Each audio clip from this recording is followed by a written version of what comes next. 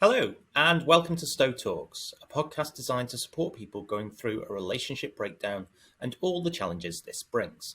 I'm Matthew Taylor. And I'm Liza Gatchell, family lawyers at Stowe Family Law.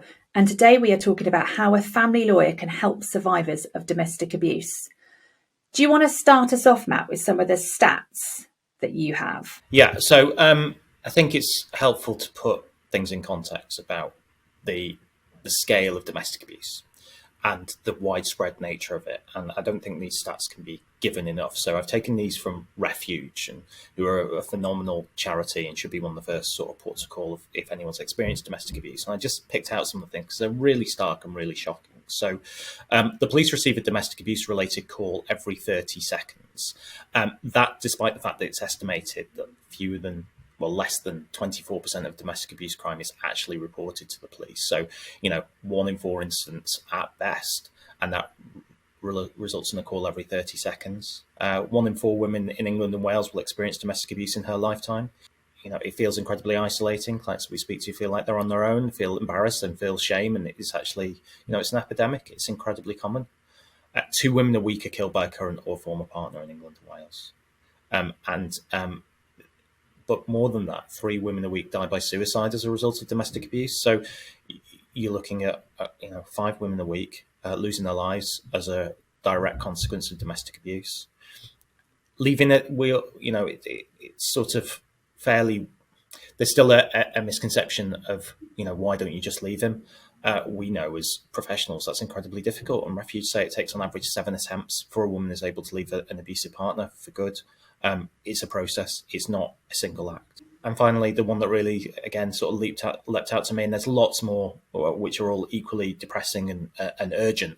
But 20% of the children in the UK have lived with an adult who's perpetrating domestic abuse. So that's 1 in 5 kids. And, whenever you think about stats like that, I find it instructive. I've got kids, and if you think about the size of a school class and there's, 30 kids in the school class, 6 kids are going home to being in an environment of abusive behaviour. So, when we will start to talk a little bit about, our role, our very small role in what we can do and help victims of domestic abuse. But I think just putting it into the context of the scale is really quite shocking and shows how urgent and important it is. Yeah, definitely. And I suppose to start with, if somebody's listening to this now and they feel that they are in immediate danger from domestic abuse, then the advice is that they should be calling 999. And if you have any concerns with regards to domestic abuse, we can signpost to the National Domestic Abuse Helpline. So the number for that is 0808 2000 247. And I suppose the other thing I would just like to start off with is sometimes there is an assumption that domestic abuse is perpetrated only against women. And I think, it may be that those are the stats that are more heavily reported, but anything that we are talking about today would equally be relevant to a male victim of domestic abuse. Yeah, absolutely. I read something which suggests that about 85% of reported domestic abuse crimes are with a female victim and 15% with a male victim. Now, some of those may be same-sex relationships as well. But so there is a gendered split, but, men do experience domestic abuse too. And we'll talk a little bit later, probably sign off with talking about some of the resources and places to point. And that's absolutely, a lot of this applies. I think I'll kind of say it up front. I will probably, for the sake of ease of talking, I'll probably be talking today about the victim being female because that is the majority case. But I don't want anyone to think that that is exclusive and we're minimising the abuse that men can experience too. So I suppose the best place to start then is what is domestic abuse, because I think there is an assumption sometimes that is physical abuse, but it's actually quite an umbrella term. So can you go through with us the types of things that would fall into that definition? Yeah, absolutely. So the instant image that comes to a lot of people's mind is domestic violence. And we deliberately use the phrase domestic abuse rather than domestic violence now because there's a wider appreciation that is not solely limited to physical abuse. Of course, that's a very common category of abuse, violence, and threats of violence. But when we are looking at abuse in the context of family proceedings, you break it down into certain categories. So physical abuse is absolutely one of them. emotional abuse and psychological abuse. And there's a certain overlap with those two. There's a bit of a Venn diagram, but that's things like psychological abuse can include things like coercive and controlling behaviour, which has kind of sprung to prominence a bit more in the past 4 or 5 years, is now a criminal offence. And with coercive and controlling behaviour and this sort of psychological abuse, that's when a perpetrator will attempt to control their victim in some way. And they're finding I think what's most useful, rather than giving sort of dictionary or statutory definitions of abuse, is for me to outline some of the common behaviours and that can kind of fall into that area. So financial control can be a really strong indicator of that sort of coercive, controlling and psychological abuse. So that could be that the woman goes out to work and has to pay all her money to the man, and he will give her 50 quid a week for housekeeping.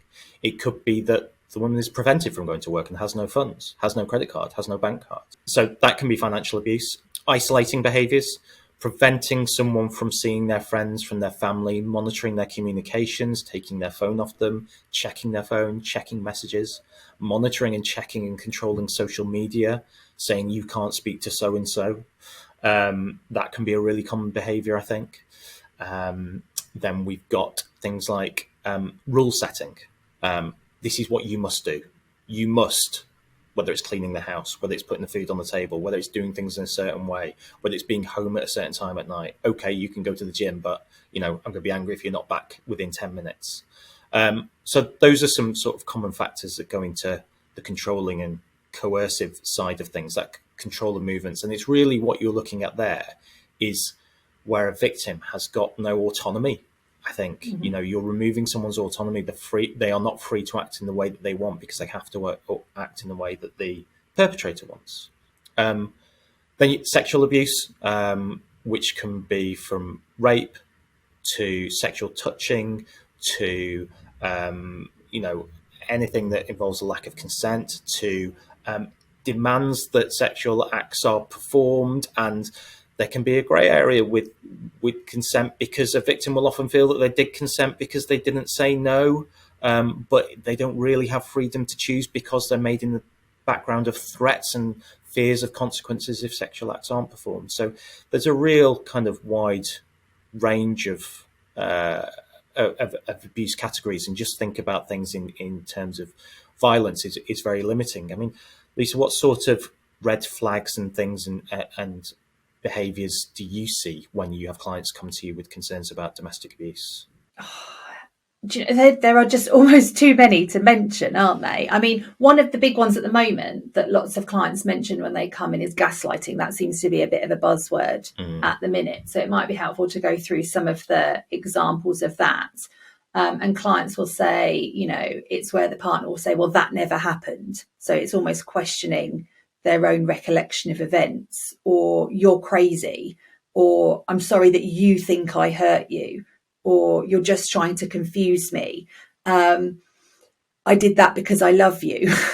All these sorts of comments, which taken, and I think that's the problem, isn't it? When we look at things like gaslighting and we look at things like coercive and controlling behaviour, and it's often not one action, it's a multitude. So it's not one comment, it's a whole host of behaviours that lead to it it falling within that category and it being domestic abuse. And sometimes I think, I don't know about you, when clients come in, they don't even necessarily realise that some of that behaviour is domestic abuse. And it's only as you talk to them and as they start to give you more information about their relationship that these things come to light. And sometimes it's quite illuminating for them if you start to say, well, that's not, I had one recently where maintenance was being withheld because she wasn't doing what he wanted her to do. And it came across in an email, and it was very clear in the email, I am reducing your maintenance by this amount until you do X, Y, and Z. And it's highlighting that and naming it to her, that is financial abuse, that falls within these behaviours. And sometimes, clients just don't even recognise it. Yeah, I think that's right. You get some clients who come to you who are really clued up, who can give you a list of behaviours and things which can amount to domestic abuse. sometimes people can, sometimes things can get exaggerated, and there is, without wanting to diminish anyone's experiences, sometimes there's always a lot of friction when the relationship ends. So sometimes you do get clients who say, well, it's abusive behavior, and you dig into it, and actually maybe that can be a consequence of the situation. But you get some women who just, they tell you a story and your jaw hits the floor. And they've lived with this sort of thing for years and years, and going through that kind of emotional discovery process for them, or what they've been exposed to, is really, really hard. And that sort of links back, I think, to the stat, again, comes back to the 7 attempts to leave thing. If people don't quite realize what's going on, and the gaslighting plays into this, you thought this, I didn't do anything, or I just did it because you love you. No, it's just because I care so much. And then maybe women go, well, actually, why am I leaving? Because there's nothing going on here.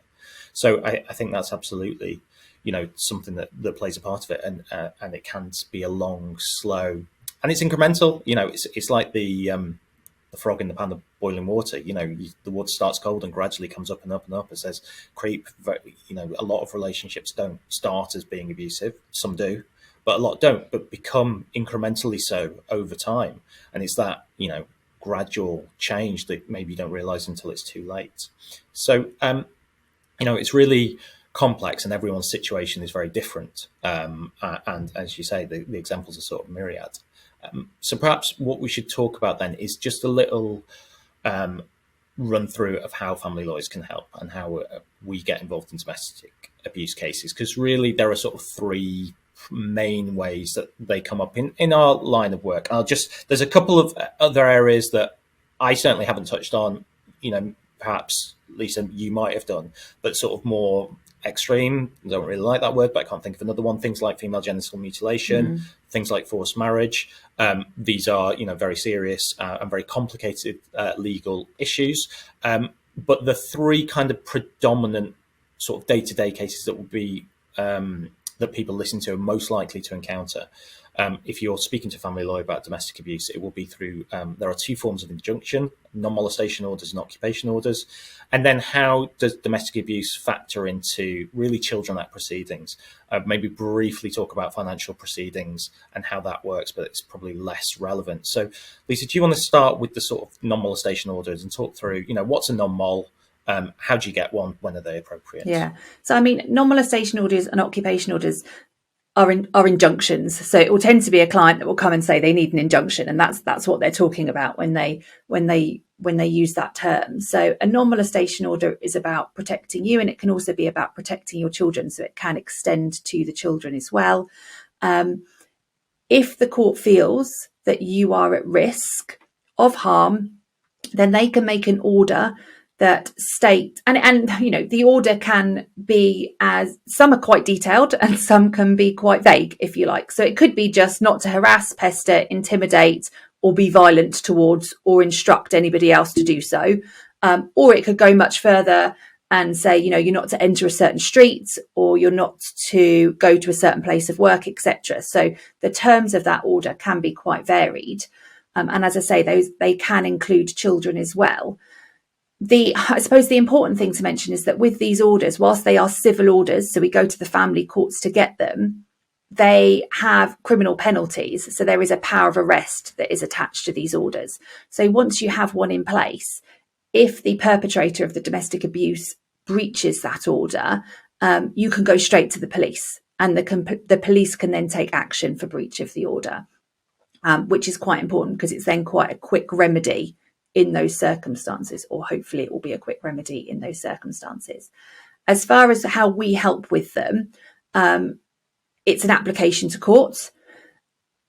How you make that application really depends on how, again, I hate to use the word urgent, because with domestic abuse, I would imagine that it's always, from the victim's perspective, it's always urgent. But the court's looking at if the perpetrator is given notice, for example, that the order is going to be made, or if the order is not made now, is the victim at immediate risk of further harm? Now, if that is the case, then we can make what we call an ex parte application to the court, which basically means that we go to the court without notifying the perpetrator, and we ask the judge to make the order straight away. And that can be done, relatively quickly. It is possible to get those applications into court the same day. in some circumstances, but the intention is that they are done within a day or two of the client coming to see us. Now, if the court makes the order in those circumstances, the perpetrator has to be given an opportunity to come to court and be heard. So they will be served with the order. And then what will usually happen is that the court will list what they call a return date, so a further hearing in about seven days' time. So it's usually about a week's time. And at that hearing, the victim and the perpetrator would go along to court, and the judge, I don't want to oversimplify it, but the judge pretty much wants to know, is the perpetrator going to accept the injunction, or do we need to look into it further? If the perpetrator comes to court and they accept the injunction stays in place. If the perpetrator doesn't attend court, the injunction stays in place. If the perpetrator attends court and disputes the injunction, then the court has to consider whether or not they're going to list it for a final hearing, which basically means that the court will hear evidence from you both, and the court will have to decide on the balance of probabilities whether the allegations happened and whether or not there is a risk of harm, and an injunction order is necessary in those circumstances. There is something else that can be done in these types of cases. So when you go along to court, it is possible for the perpetrator to offer what we call an undertaking. And an undertaking is a formal promise to the court and is usually in the same terms as the non-molestation order would have been. So not to harass, pester, intimidate, etc. The difference with an undertaking is that, first of all, no findings are made. So it negates the need for a final hearing. However, it is a formal promise to the court, and breach of that promise does mean that they are in contempt of court and they can be imprisoned, but it's by the civil courts. So if there is a breach of an undertaking, there isn't the power of arrest that you get with the non-molestation order, and you would have to go back to the civil court and make the application for committal effectively in those circumstances. And I think that's absolutely right. And a lot of cases do settle on undertakings, but it's important to note that they're not appropriate in every case. If the court considers that there has to be a power of arrest attached, for example, if the incidents that are being alleged are something that would amount to criminal offences, so it's whether that's harassment or whether that's physical abuse, then the court won't accept undertakings. And commonly, where there's allegations of physical abuse, where there's a threat to the safety of the party or a relevant child, the court will say, well, no, undertakings aren't appropriate here, because enforcing this through the civil court just isn't the right way to go. It would amount to a criminal sanctions that are required. But in a lot of cases, they can be quite pragmatically settled on undertakings if you're looking at possibly, not as kind of immediate risk of harm type applications. So that's non-molestation orders. And then you've got occupation orders, which can be sort of similar, and there's a little bit of crossover. So you talk about not going to streets and things. Occupation orders are about the occupation of a property, the family home, typically, and they can be used where it is just not safe for an alleged victim, to remain in the same property as alleged perpetrator, or for children to be there. So what you can ask the court to order is that effectively a party should be evicted from the house and cannot return there. Or they can also be, if you've got a sufficiently big enough house, you can use them to say that you can't go into certain rooms and regulate the occupation of that house. Or if there's an annex, a granny flat, maybe someone stays in there and goes elsewhere. So they are probably a bit harder to get than non-molestation orders because the court doesn't like to kick people out of their homes. It's sometimes referred to as being a bit draconian. So you need pretty good evidence. And there are really two kind of bases on which there's two tests that the court applies. And fundamentally, the starting point is that if it appears to the court that the applicant or any child is likely to suffer significant harm because of acts of the person who's the respondent, the alleged perpetrator, then the court will make the order. It has to make the order unless there's a balancing act. There's the harm that would be suffered by the alleged perpetrator or child is greater if they do make it. So there's that kind of like risk of harm exercise. And if that doesn't quite apply, then the court can look at a variety of factors. It'll include the housing needs and housing resources of each of the parties, the financial resources, the conduct of the parties towards each other, and the effect of any order or, that would have on the well-being of the parties and any relevant child. And what it's going to say in most cases is, if you are dealing with a situation where it's a really deeply unpleasant atmosphere in the house, and there's arguments, and there's slamming doors, and it's that constant grind of behaviour, then the court is going to say, well, look, if what it can't do in those circumstances is kick someone out and say, well, you're going to sort yourself out. If they've got nowhere to live and no money to go and live somewhere, the court isn't going to make that order. It might make that order where there's been a serious assault, for example, on a party or a child, because that risk of harm kind of supersedes everything. So it depends on the circumstances. They're a bit, I think, fair to say, a bit harder to get. Lisa, would you kind of agree with that than non-moles? I mean, I think they're a lot harder to get than non-moles. The courts are really, really reluctant to make them, in my experience. And sometimes actually it's easier to get added conditions put onto the non-mole than it is to get the court to grant the occupation order. It's also, in my experience, almost impossible to get an occupation order ex parte, because they are deemed as so draconian. So whilst the court does have that power, it's actually, unless you're going to say that you've had lots of experience of getting them ex parte, I think generally the courts want to have a hearing first. I've had one, and that's because I attended court with my client who was covered in bruises.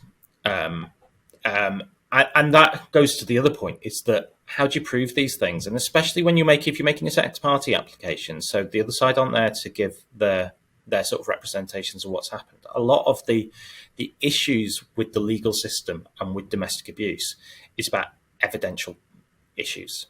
How do you prove it?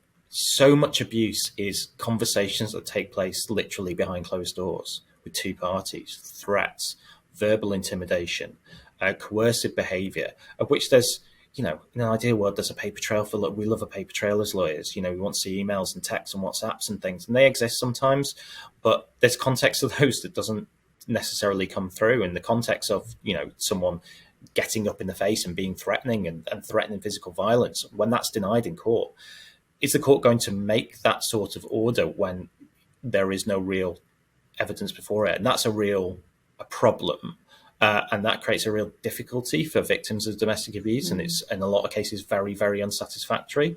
So, I think that probably feeds slightly into the narrative of, well, there's no bruises, so there's no issue, which is, a really appalling kind of archaic view. But I think there is possibly a reason for that, which comes from an evidential basis, which makes life incredibly difficult in these applications sometimes. Yeah, absolutely. That almost brings us quite nicely into when we look at things like fact-finding hearings in children's proceedings. So where there are allegations of domestic abuse within children's proceedings, one of the factors the court will have to consider is whether contact is safe, and whether that contact should, contact with the parent that's seeking it, who is the perpetrator of the domestic abuse, can take place, and how that contact can be safely managed. Now, where you have lots of allegations that are being made, what the court will have to do is consider whether, if those allegations were all proven, so that if they were all proven as having happened within the court arena, would that significantly impact the contact that the court is going to order in those circumstances? And if so, it may be that the court have to have a hearing to deal just with the allegations of domestic abuse, and we call that a fact-finding hearing. And in those types of hearings, you do have to list all of the allegations. And again, it comes down to proving it sometimes, because a lot of these comments, and particularly again when we're looking at financial abuse and coercive and controlling behaviour, it's a pattern of behaviours over a significant period of time that paint that picture. It's not just one thing. And it can be really, really difficult then to show it to the court, particularly sometimes when you have judges who don't want to see 30, 50, 60 allegations on a schedule for a fact-finding hearing. And sometimes, comments we made about, pick your best six. Well, the six isn't going to show that. We're not going to be able to evidence the coercive and controlling behaviour if we have to limit it in that way. And it is often he said, she said, in those circumstances. And I think that's one of the big issues that we face, isn't it? Yeah, absolutely. The family justice system hasn't really caught up to this in the way that if you have to plead your case from a legal perspective. So if someone is alleging domestic abuse in children proceedings, then the court has to consider that. There's something called Practice Direction 12J. The court has to consider whether those allegations of abuse or any findings or admissions of abuse are sufficient to affect the type of order that may be made for any child. And that might be where the child lives, who the child spends time with, and the sort of contact between the parties in terms of, transitioning between spending time with mum, spending time with dad. Can the parties come face to face? So those are some sort of common considerations. If you are making allegations that domestic abuse is relevant to the court's consideration, then you have to fill in a form C1A. And that literally gives you a grid with like 5 boxes. And it says, when did the thing happen? What happened? Did you take any advice from anyone? And what did they do? And that, I think, stems from a time of when it is, I was hit, I was punched, I was kicked. And the individual examples are very clear and easy to show. It's a lot harder to show when it is, I've been forced that I have to, clean the toilet in a certain way at a certain time and a certain thing, and something that on their own the court may look at and go, well, that's a bit annoying. But when you layer it up with everything else, and you can have 30, 50, 60, allegations, it becomes quite a difficult thing to do. So there have been a couple of cases recently, Court of Appeal cases, where the court has looked at these things, these what we call Scott schedules, about whether they're appropriate to identify individual behaviours. And the court hasn't quite, in my view, got to a satisfactory position on how you can plead your case. So, from a slightly boring lawyer perspective, you probably have to break ranks slightly. And when I've had cases like this, is I've created my own schedule from the start and filed witness statements very, very early, without necessarily having the court's permission, just to make sure you're getting across to the judge how serious all of this is and why you have to take it forward. So I think that the family justice system still has a lot of catching up to do in the way that you have to approach your case, because that thing of pick your best 5, best 6, it's just so hard. In a lot of cases, it doesn't apply. And, it can be really difficult to get across what a weight of 10 years of being together when you've had, never mind 6 incidents, but 16 incidents a day for 10 years. It is incredibly difficult to convey, I think. With children at the focus is, how does it impact the children? Is there a risk to the children? Have the children been exposed to witnessing domestic abuse, because that is harmful for a child emotionally? Is there a risk in the parties having to interact with each other moving forward? So that's really how it looks at in terms of children. And just briefly talk about how it impacts in financial remedy proceedings, and then perhaps we'll kind of move back to some more practical advice and resources and things. So the bar for domestic abuse being considered as part of financial remedy proceedings is really high. So one of the factors that the court has to look at is the conduct of the parties, if it is inequitable to disregard. So if it would be unfair to ignore it, should the conduct of the parties towards each other have an impact on the financial order that's made? And the case law for this is really high. It is a couple of the reported cases, domestic abuse, and it's got to have a financial aspect. That's the other part, because it's a financial case. So it's domestic abuse that was so serious that it left a wife with agoraphobia, and she could not go out to work. So therefore her financial claims were increased, and therefore that was reflected. A husband who was imprisoned for hiring a hitman to try and kill his wife and was unsuccessful. That was conduct. But these are the sort of levels we're talking. They're incredibly, incredibly high. Now, there has recently been, and I say recently, recording this on the 8th of March, 2023, at the start of 2023, there was a case about financial abuse and how that could account to be conduct in a case. And this was a case where a wife committed financial abuse towards the husband. And I won't go through all the facts of it here, but in that case, that it was found that the wife's behaviour and taking advantage of the husband who was illiterate and in doing certain things financially actually caused a shift in the award. So there was a shift from, which doesn't sound like very much, but there was a shift in from 50% to 53%, I think, and a couple of other bits were kind of notionally added back into the pot. And that was really the first case that I'm hugely aware of where financial abuse had reached what is called the gasp factor in a lot of these court cases. It makes you gasp, so the court goes, well, we have to do something about this. So I think, for all I do have criticisms about the way the family court deals with domestic abuse, there is starting to be some acknowledgement that financial abuse can play part in financial remedy proceedings, but I think we're really at the very start of that journey, would be my feeling. I mean, Lisa, have you ever had any, I can't say I've really ever had any cases financially where domestic abuse has played a big role in it. I had one. I don't know if you're different. Yes, I had one. It was quite a few years ago. It's probably about 15 years ago now.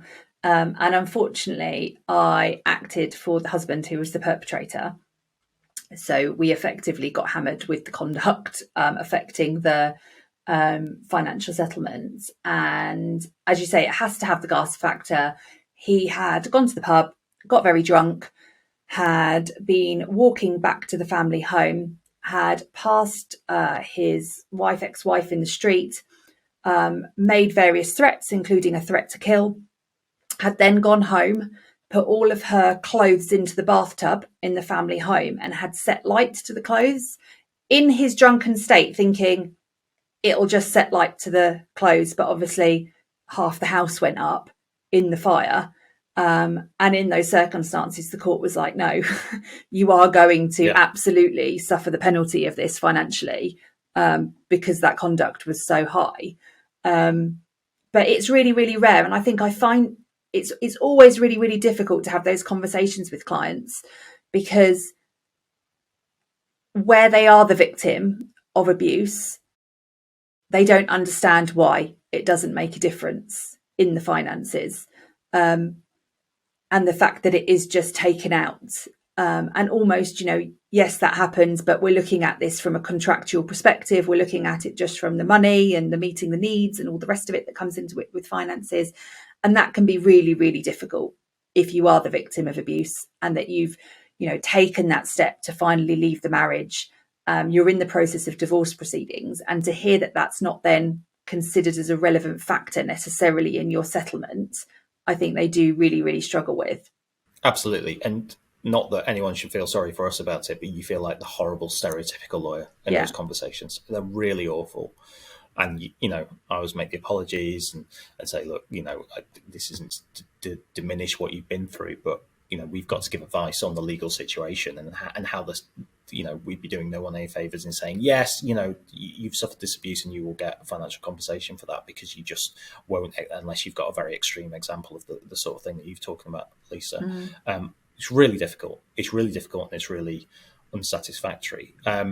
What about, perhaps we should just talk about briefly before we kind of, suppose, move on to giving some resources and tips and things. What about process for dealing with cases that involve domestic abuse? So with non-molestation orders and occupation orders, if you need one of those, you go to court, and that's kind of the beginning and the end of it. But obviously we spend a lot of time on these podcasts talking about alternative dispute resolution, sorting things out through solicitors, mediation and so on for children and financial matters.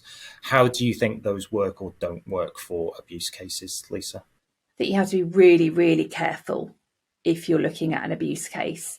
There are protections that can be put in some circumstances. So, for example, if you're looking at mediation, it may be that you choose to have that mediation remotely, or you choose to have shuttle mediation, so that the mediator, you sit in separate rooms and the mediator goes between, or that you take your lawyers along to the mediation.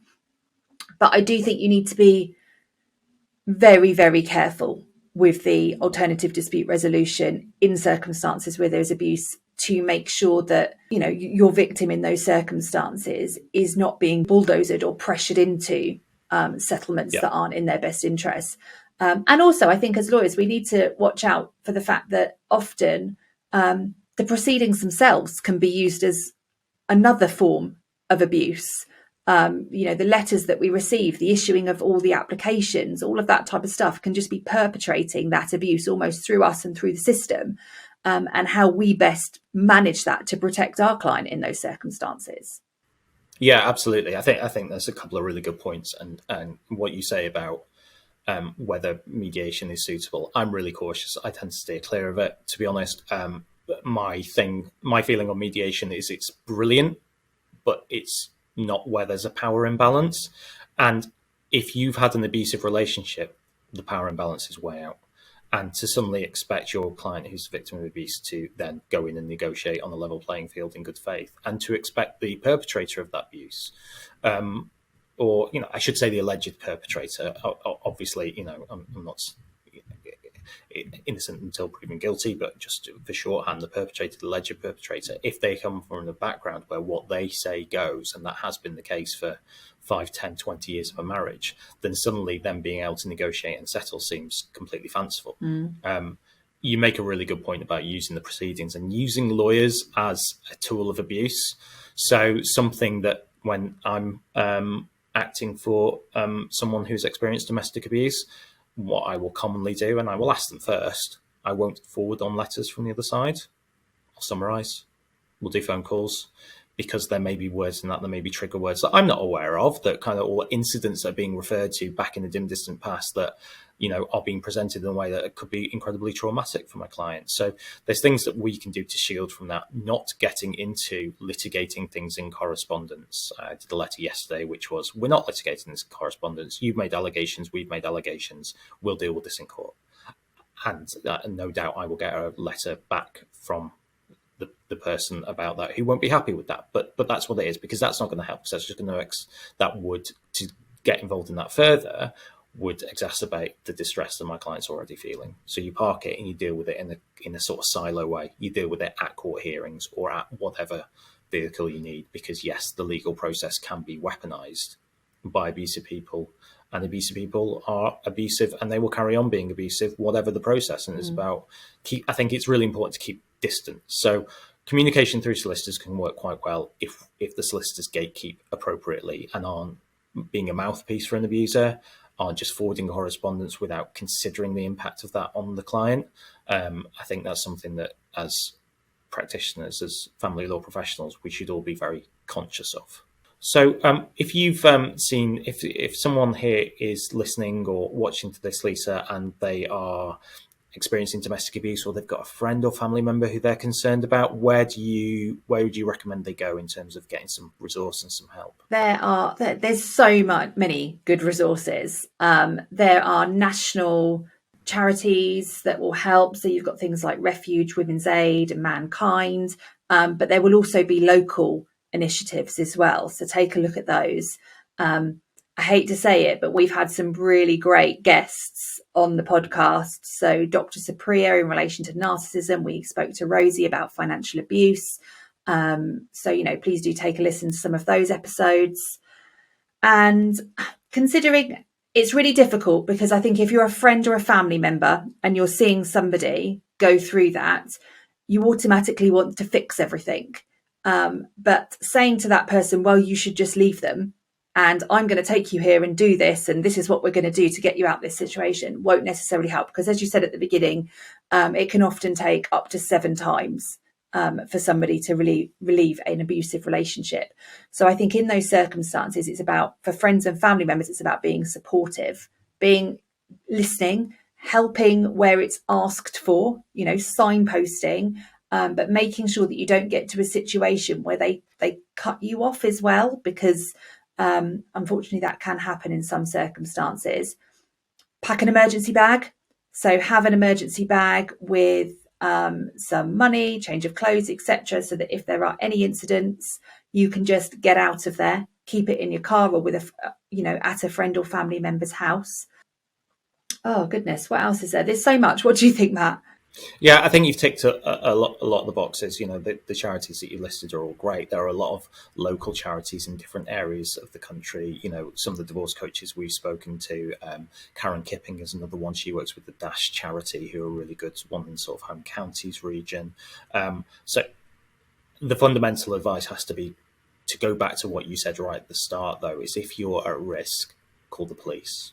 Now, I don't think we need to get into, and I'm not going to pretend that the way that police deal with domestic abuse allegations is always ideal, and I think it varies greatly from force to force depending on local procedures. But I think that's got to be the first port of call, because there's stuff that we can do. But as you said, if we get a non-molestation order, that is a process to then give you a power of arrest. If there is something that is immediately arrestable, that should be your first port of call, really. The emergency pack is a really good one, a really good point. And, have that stashed away somewhere so that if you need to go, you can go. When it becomes incredibly difficult, even more so. I mean, not that it's ever easy to leave an abusive relationship, but when there's children involved, if you have to leave and take the children, that can be incredibly hard. And that will be, an abuser will use that as a metaphorical stick to beat you with. You've taken the kids away from me, you are being abusive towards me. But that's something you need to factor in. The friends and family point is don't push, just listen. If you've got concerns about someone, you can call the National Domestic Abuse Helpline, which is run by Refuge, and they will provide advice for friends and family members far better than we can. But listening is absolutely the key. And addressing it head on is likely to make people shrink away. But conversation starters, are you okay? You've seemed a bit quiet recently. Is there anything the matter? Are you all right? Everything okay at home? I've noticed you've seemed a bit not yourself. If you want to talk, you know where I am. Those sort of very soft, quite open, non-challenging, and not taking control of the situation, because you're often dealing with people who are being controlled at the moment. And if you, in all the good intention in the world, I am taking you away from this relationship, you've got to consider how that will come across to someone who is being abused. So I think those very soft, very open conversations where people can think about them, don't have to respond in the moment, and know where you are in a day, a week, a month, a year to have that conversation, they can be the best way forward, I think. Yeah, absolutely. So that's it for this episode of Stowe Talks. Thanks for listening. If you are at any immediate risk of domestic abuse, please call the police. You can also access help and support from the 24-hour National Domestic Abuse Helpline on 0808 2000 247. If you would like more information on our podcasts, head over to stowtalks.co.uk and please rate, like, share and review this podcast where you can.